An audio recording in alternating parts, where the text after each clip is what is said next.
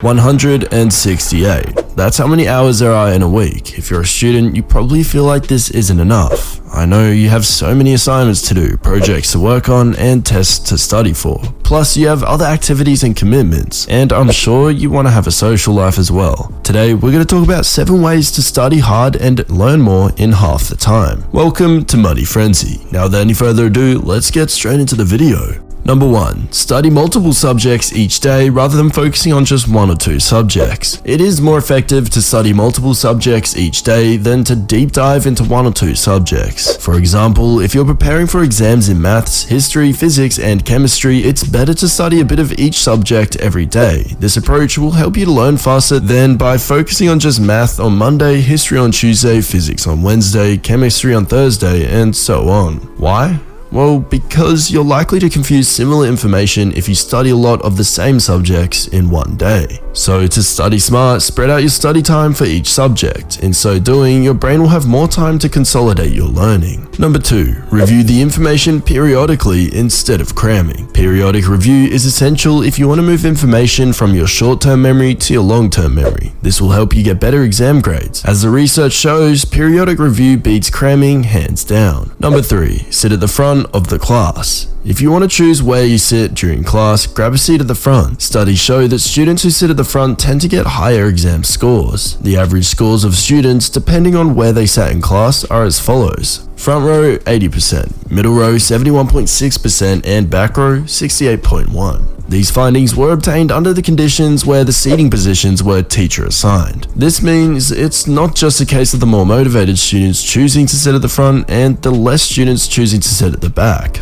By sitting at the front, you'll be able to see the board and hear the teachers more clearly, and your concentration will improve as well. Now you know where the best seats in class really are. Number 4. Do not multitask. The data is conclusive. Multitasking makes you less productive, more distracted, and dumber. The studies even show that people who claim to be good at multitasking aren't actually better at it than the average person. Effective students focus on just one thing at a time, so don't try to study while also intermittently replying to text messages, watching TV, and checking your Twitter feed. Number 5. Simplify, summarize, and compress the information. Use mnemonic devices like acronyms, as these are proven to increase learning efficiency. Let's go ahead and look at 2 examples. If you want to memorize the electromagnetic spectrum in order of increasing frequency, you could use this acronym or sentence. Raging Martians invaded Venus using X-ray guns. In order of increasing frequency, the electromagnetic spectrum is radio, microwave, infrared, visible, ultraviolet, X-rays, and gamma rays. Or example number 2.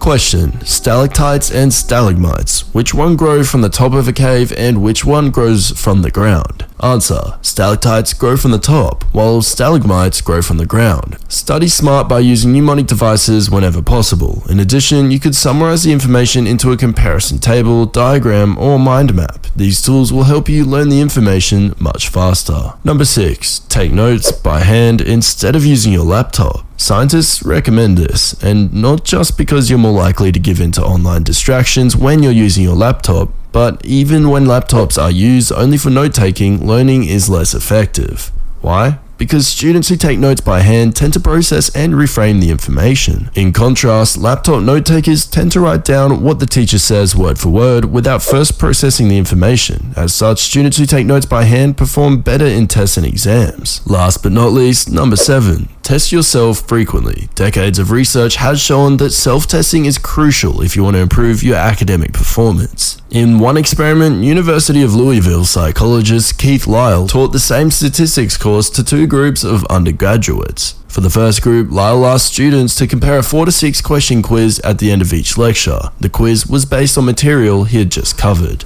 For the second group, Lyle didn't give the students any quizzes. At the end of the course, Lyle discovered that the first group significantly outperformed the second on all 4 midterm exams. So don't just passively read your textbook or your class notes. Study smart by quizzing yourself on the key concepts and equations, and as you prepare for a test, do as many practice questions as you can from different sources with different techniques. Anyways guys, this brings us to the end of this video. I really hope it helped you out somehow, and if it did, let us know how you went on your exams that you use these techniques to study for. Anyways guys, if you enjoyed the video, a like and subscribe would be appreciated. And with that being said, as always, I'll see you next time on Money Frenzy.